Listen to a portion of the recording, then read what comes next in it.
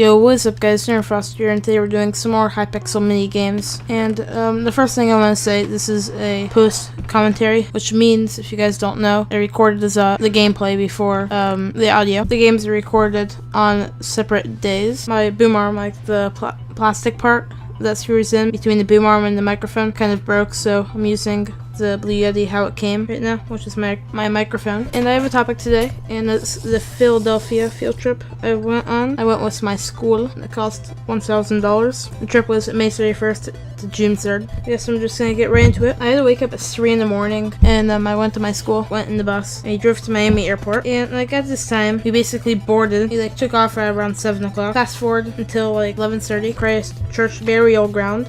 We saw Benjamin Franklin's grave with some other people around it, like his wife. It's like a tradition for like people to throw pennies and stuff on his grave. I saw this statue, which says "Religious Liberty, dedicated to the people of the United States by order of Benal Birth and Israelis of America, commemoration of the centennial anniversary of American independence."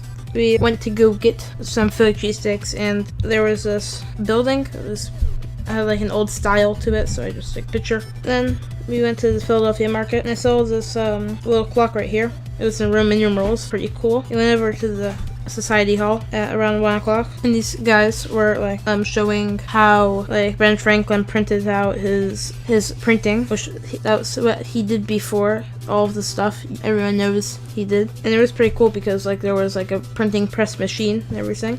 And outside that building was Benjamin Franklin's privy, which is basically, back in the old days, like his toilet, basically, where he pooped.